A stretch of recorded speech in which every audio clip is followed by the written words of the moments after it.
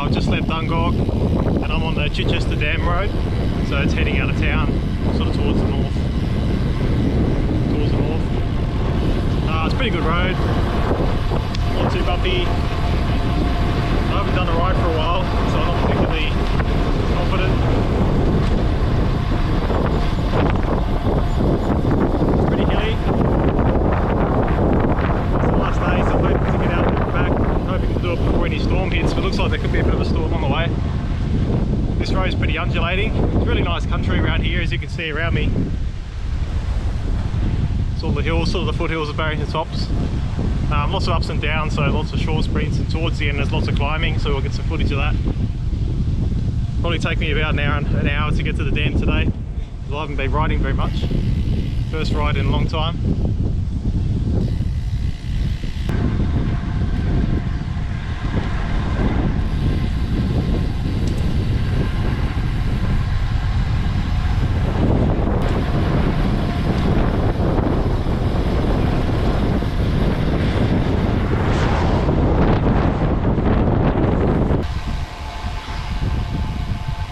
So this road, the first half of the trip to the dam, so I guess the first quarter of the ride, is dominated by these little short hills, steep, up and down, so you're just slogging it up this steep uphill, and then it's a bit of a run on the downhill. And this is kind of the first level bit. And the second part of the outward trip up to the dam itself is just a big climb really, a couple of steep downhills. Just coming up here to an interesting memorial. It's called the Dave Sands Memorial. Dave Sands was a really famous boxer, Australian boxer. Like, I think he was internationally famous in the early part of the 20th century. I think between the wars, might have been between World War I and World War II. And unfortunately he died at a pretty young age. I think he was in his 20s, and he died in an accident. It's either a horse or a carriage, I'm not sure, but bit of an accident. And yeah, it happened here. And this is the Dave Sands Memorial. So we're just about 7 k's out of Dungog. I'll just pull in here and have a look. It used to be just a picnic area, now it's been done up a bit. So there's a little memorial here to Dave Sands. That's the fella there. Australian and British Empire middleweight boxing champion, fatally injured here in a motor accident on the 11th of August 1952, erected to perpetuate his memory by Dungog Apex Club.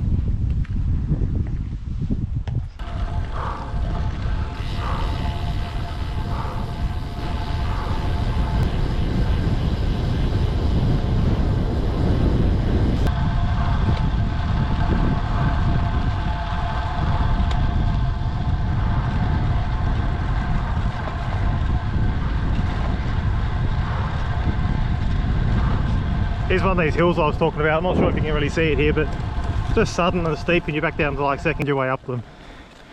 You get momentum back at the top.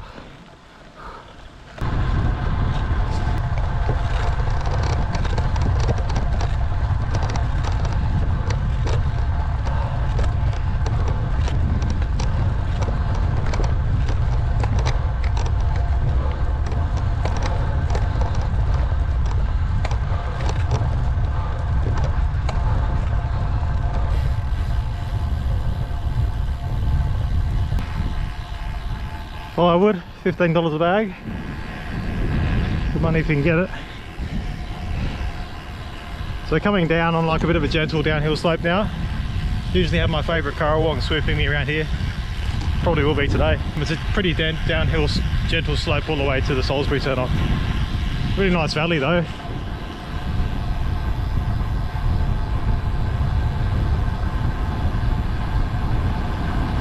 So just coming up to the Salisbury turn-off here.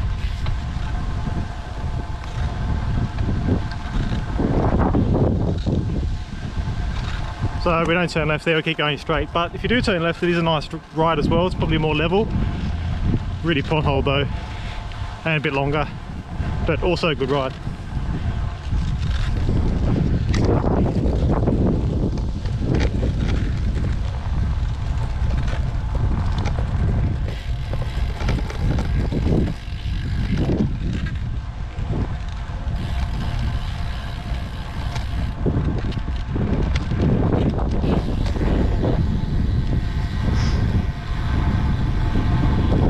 the hill over there to the right is the Dungog Church. There's a bit of a better view of it as we get closer. Here's the turn off here, so we keep going straight.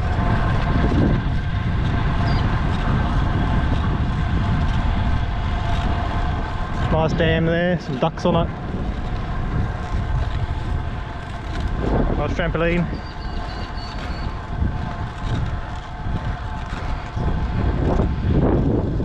Some cows in the paddock. Not an unusual sight around here, I must admit.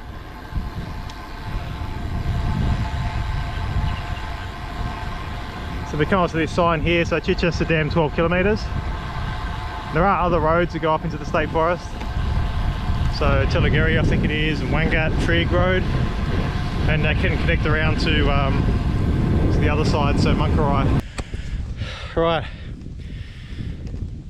So this is St. Peter's Church at Dungog.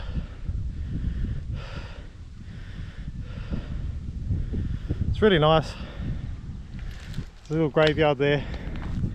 A lot of those little countryside churches around this part of the Hunter. Various parts of the Hunter Valley. But this is there's quite a few up these valleys. I don't think they're really used that much these days, but still an official church.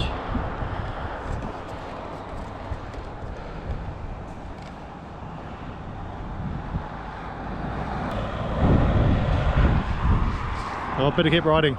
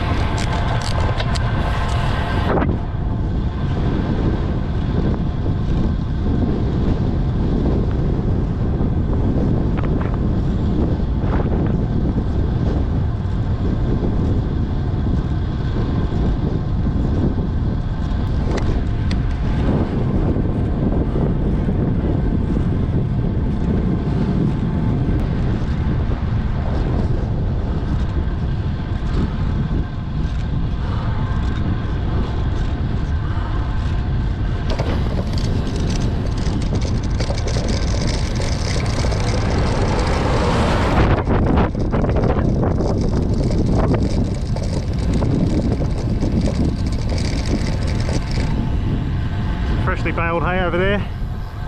Someone doing some fencing.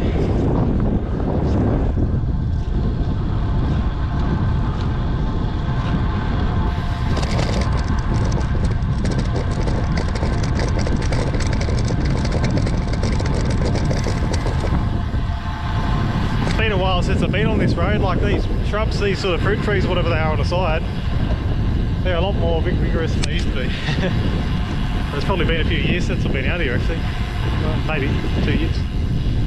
There's a camping ground up here. I'm not sure if it's still open, but people go there camping around Easter, Christmas holidays. You see tents there on the river. Or people go for a swim in the river here. It's quite a nice spot.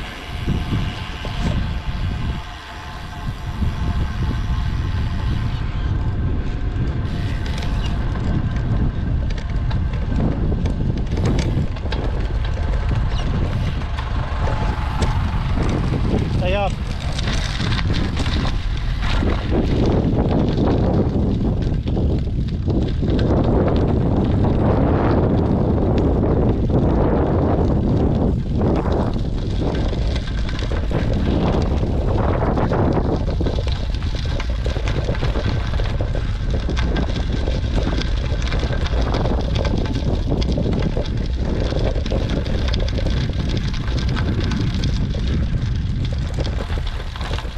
Abandoned Grove Reserve it's called. Let's go have a look at the river.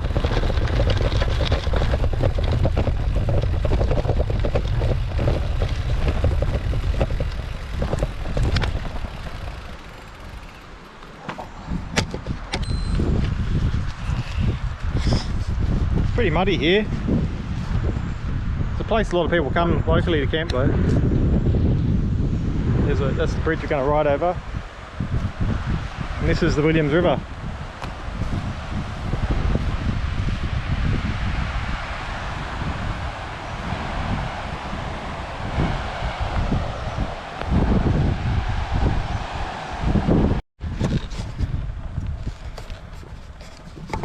So leaving the Abandoned Grove picnic area now. I did notice a sign that said no camping, so you're probably not supposed to camp there, but everyone does. Just crossing the bridge we were looking at before. The river's flowing really well at the moment. Really nice under the shade of these she oaks. Sun's getting a bit more intense this time of year. It's been a bit of a late start to summer. That's where we're standing, just down there. So from now on the ride gets quite steep. We're going to go into a series of climbs now as we work our way up to Chichester Dam. So it's going to be a bit of a slog. I won't be able to film as much of it. Hard to ride uphill with just one hand on the handlebars. A lot of clouds building up over the hills. Looks like a bit of a storm on the way. It's very hot. This is the old Abandoned Grove church here. Nice old homestead there. We've just come down into the locality of Abandoned Grove. It's an old schoolhouse, a residence with a hall, a few houses actually.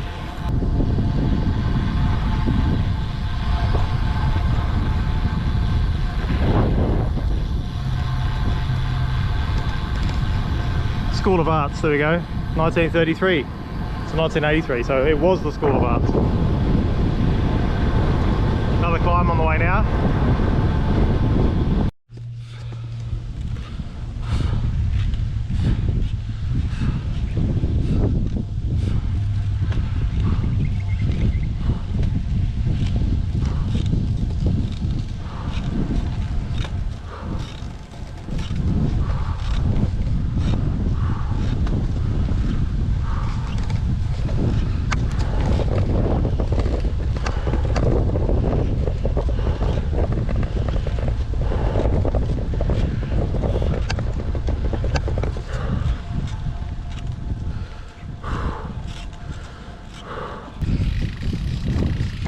So I just come up one of the major climbs there. There's one more climb to go. Just up on the ridge top. We've got Mulcom, the park there. We follow this ridge line along until we come to the intersection with Wangat Trig Road. Now Wangat Trig Road goes up there into the forest. We want to go up there to the dam. So we go down the hill to the left. Go through a place called Dungog, tennis court, and there's a little wooden bridge where the sleepers go parallel with the road, so you've got to try and avoid wheel going down the crack. And then there's a final climb up to Chichester Dam. We're already a fair way up here. Most of the climbing's kind of done, but there's one more. You've got to go back down again, then back up again. There's a nice cool breeze blowing, you know. Feels a bit less like a storm now than it did half an hour ago.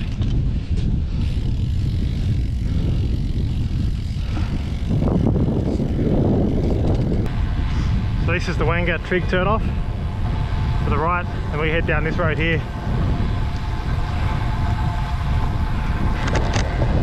I'm gonna have to turn this off, it goes too far. Alright, so I just come down that hill. Sorry I couldn't film it, but I didn't want to lose control of the bike. And I need to get my chest strap worked out to hold the GoPro, or maybe a helmet cam or something like that. But just come down into Dungog now. So it's a little dairy farming settlement. And it's coming up to the bridge where you'll see what I'm talking about with the wood going the same way as the roadway. You got to take it slow and concentrate so you don't stay on one plank.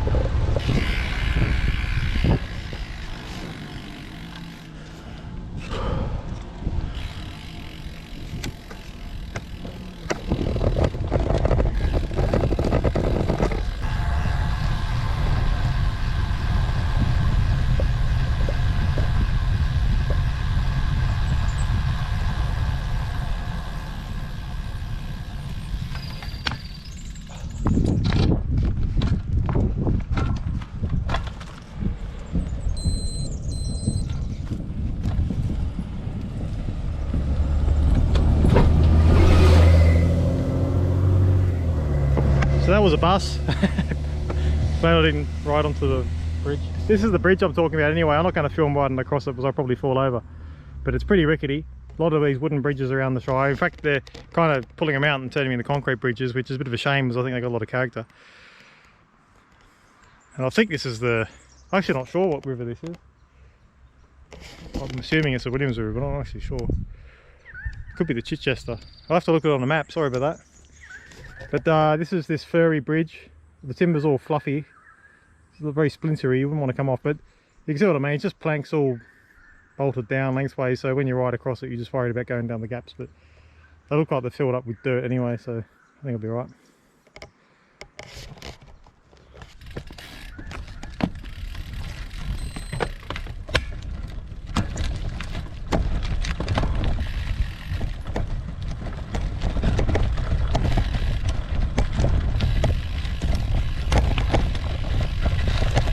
Alright, so this is the final climb up to the dam.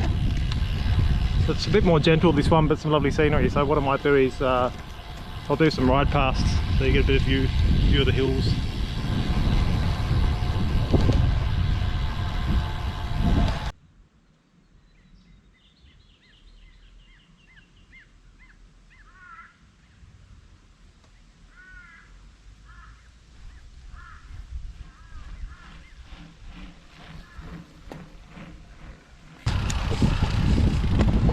Almost at the dam. Nice view of the valley, isn't it?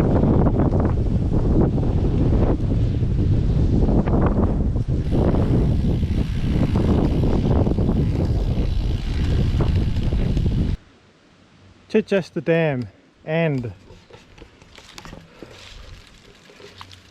suppose they're talking about recreation area. The sign isn't finished, so something's missing, or there's something missing on the post. Maybe there was originally an extra post here with the other half of the sign. I'm not sure. Anyway, so we made it. So this is Chichester Dam. It's closes at 4 o'clock, so I'm later than that. The dam, yeah, I could have shown you the dam I guess, but it's not really the aim of the mission. The aim was to get up to this is the area I always ride to, and this is where I know my times to. So this turning circle here is sort of the end of the ride that I'm talking about. If you go through that gate and down a couple hundred yards, you come to the dam itself. Yeah, I mean it's just a dam really. You can look it up on Google. Overall to this point it's about 21 kilometres. A bit hard to judge because I've been stopping and turning off a bit on this ride because I've been filming it, but somewhere between 18 and 20 k's if you just do it in a straight line, and that's to the halfway point. So it's going to be like probably a 38k ride altogether. I wouldn't say it's an easy ride. It's also not a particularly hard ride, but it's very hilly. I'd say intermediate, but quite a hilly ride. So a lot of climbing, a lot of descending, not much flat. It's either gentle downhill or gentle uphill, or steep uphill or steep downhill. But really nice. Not a huge amount of traffic. There's a bus and there was a few cars, but probably no more than say 10 cars in the time, which is not bad. And potholes, not too bad for potholes. And the further up the road you go, the better the road gets, just because there's less traffic. Yeah, it's quite nice here. So we're up pretty high. This is Chichester Dam. The locals don't call it Chichester Dam, they call it Chichester Dam. I'm still going to call it Chichester Dam because that's how you say the word Chichester. But if you're from Dungog, you call it Chichester. Yeah, it's the second water supply for Newcastle and the Hunter in general. So you got there's this dam near Raymond Terrace called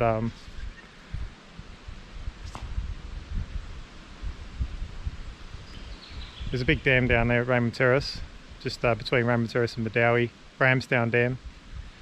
And then you've got Chichester Dam.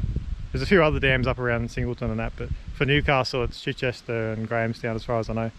And there's a water pipe that goes all the way from this dam through Dungog and down through Seaham and goes to Grahamstown Dam.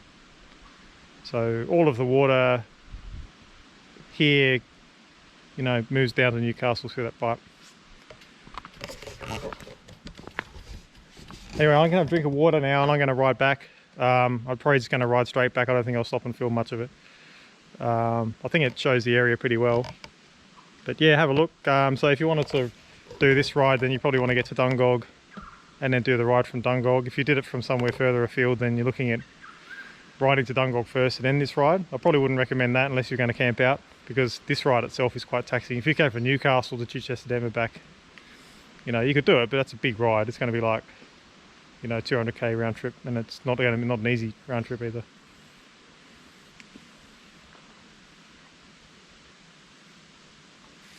You can do a circuit ride from that Wangak Trig road that I pointed out, the one that sort of kept going on that ridge line when we went down to the left. It's a dirt road. That follows up into the state forest, and you can follow that through all the way to Munkarai, and you come out on the Stroud Hill Road, and then you come back into Dungog that way. So you can do a big loop in that direction as well. You can also do a big loop the other way if you turn left at to Salisbury, where at the first turn off I described, the turn off to Salisbury. You follow that road through, and you can you can climb from Salisbury over a road called Salisbury Gap Road, which will bring you down on the Allen River Road. Then you can ride back down that towards East Gresford, and then from East Gresford you could ride over Bingleborough Hill and back to Dungog, or you could go down to Vasey and then through Martins Creek and around that way, or depending on what sort of loop you want to do. So a lot of these roads up here, it's not a pure dead end. There's actually a lot of ways you can go from here. You can this little bit here is a dead end, but from Wangak Trig Road or from Salisbury Road, you can go off and come back through totally different towns. So if you wanted to make a big circuit of it, you could. Probably wouldn't recommend a road bike for those, because both of those roads go on dirt, quite rough dirt as well, like rocky. So probably a gravel bike or a mountain bike would be better if you're going to do that. However, the Chichester Dam Road that I've done today, it's all on tar. And you can also ride out to Salisbury, to the end of the Salisbury Road where the Barrington Guest House used to be. That's all on tar as well, but it's pretty potholed in places, and you've got dairies where there's that much cow manure on the road that it's almost like a dirt road. But that's worth a ride as well, but it's a different sort of ride. This is a shorter, harder ride. That's a much longer slog, but probably not as hard, but way more uncomfortable with the potholes. So if you haven't got suspension, you spend most of the ride in the saddle, out of the saddle on the pedals. So you get pretty sore legs by the end of the day, just rattled. So it's not a pleasant ride going out to Salisbury until they get that road fixed up. Yeah, anyway, I'm going to head back, so hope you enjoyed it, and catch you on the next ride. Just one thing I forgot to mention, we're at this Odie here. It's climbing back up the hill. This is the outward climb, going back home again. Here's the Odie Park Tennis Club. Yay! I don't know if anyone still plays tennis. Look, there's a turnstile too.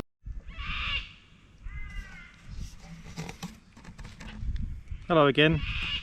So I was riding up this hill just after I was talking about the tennis courts there, and up the hill I went, and I noticed my foot felt a bit weird, and on the bottom of my shoe, these are my bike shoes. These are really good bike shoes, by the way. I'm really happy with them. They're called Gyros, and they've Giro. I think they're made in Italy, and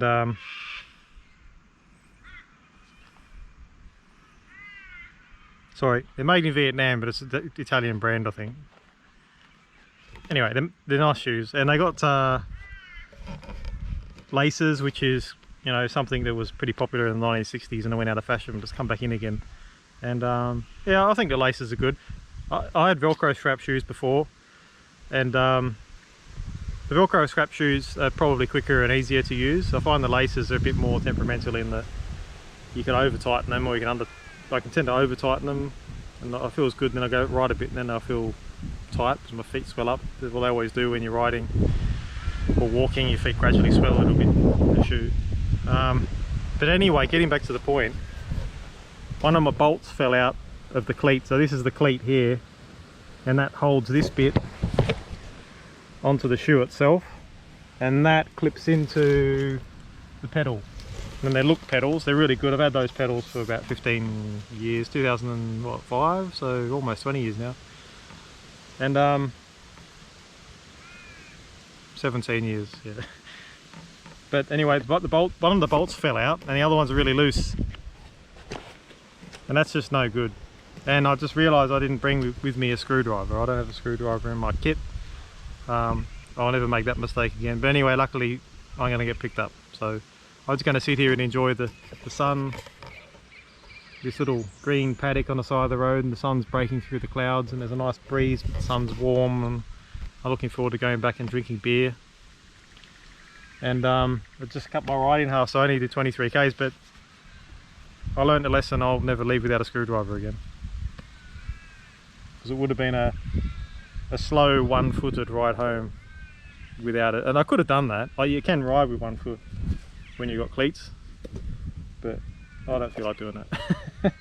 And plus the other one's loose as well, and I don't want to lose the bolts. I've already lost one bolt. I think I've got a spare one, but yeah, anyway. But good time to chat about shoes anyway. So for anyone who likes cycling, you really need to have either toe straps or cleats for your feet. It's horrible riding without them. Like, people ride with flat pedals, and like, if you're climbing, you really need to have your feet attached to the pedals. Like, you're just otherwise just relying on your body weight stomping on each side. And proper cycling technique is to push down with one leg, pull up with the other.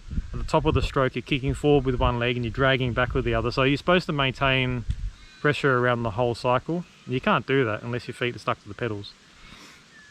Yeah, really good drill for that too, while I'm thinking about it. If you wanted to practice pedaling technique, or to work out how good your pedaling technique is you just unclip one of your feet and you ride with one foot. You ride with one leg. And you should be able to do that to the point where the bike isn't jerking forward. If you haven't got very good technique, if you're just stomping and pulling, then the bike will tend to lurch and stop, almost like a rowing boat. If you've got good technique, what it usually means is developing that sort of scrape forward and a pull back at the top and the bottom of the cycle, so that if you put a lot of emphasis into the kick forward and the pull back of your at the top of the stroke and the bottom, the up and down bits are usually pretty, you're already doing that. So what you need to do is put that effort into the push and the pull to even out the power around the cycle. Now, you're never going to get a perfectly even power generation around the cycle. You're not going to do that really, but you can try and get it very as smooth as you can, and doing one leg drills is a good way of doing that. I only mentioned that because we're talking about one leg. Anyway, my lift is on the way. This is not them. And yeah, anyway, that's about it. But won't leave without a screwdriver again. It's not a Phillips head either, it's a flat screwdriver.